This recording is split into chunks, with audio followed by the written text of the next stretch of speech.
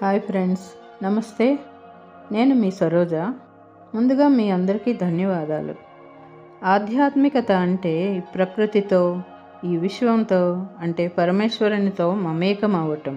అంతేగాని అన్నీ వదిలేసి, అందరినీ వదిలేసి అడవులకో హిమాలయాలకో వెళ్ళిపోవడం కాదు. 1945 ఆగస్టు 6వ తారీఖు హీరోషిమా నాగసాకిపై అణుబాంబు దాడి జరిగిన విషయం అందరికీ తెలిసినదే.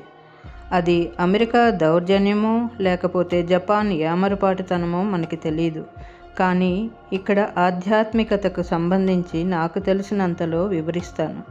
అసలు అమెరికా యొక్క టార్గెట్ హీరోషిమా నాగసాకి కానే కాదు, వేరే పట్టణం కోకూరాపై దాడి చేయడానికి అమెరికా యుద్ధ విమానాలు పట్టణంపై తిరుగుతున్నాయట.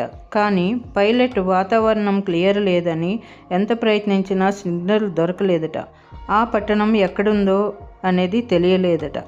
ఆ తర్వాత అమెరికా అధికారులు ఆ సమయంలో వాళ్ళ టార్గెట్ హీరోషిమా నాగసాకిలపై మార్చారట.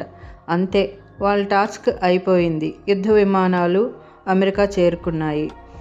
ఆ తరువాత సైంటిస్టులు శాటిలైట్ ద్వారా వచ్చిన ఫొటోస్ పరిశీలించారట. వాటిల్లో వాతావరణం అంతా క్లియర్గానే ఉందంట.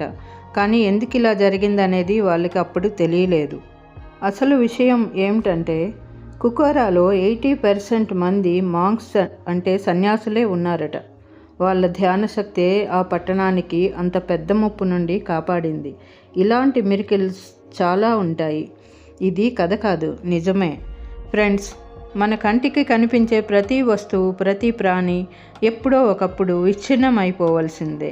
కొన్నిటికి జీవన ప్రమాణం కొంచెం సమయం ఎక్కువ తక్కువలు ఉంటాయి. కానీ అన్ని ప్రాణుల్లోకి తనని తాను అత్యంత తెలివైన వాడినని అనుకునే మనిషి ఎందుకు ఎదుటివారి పతనాన్ని కోరుకుంటున్నాడు?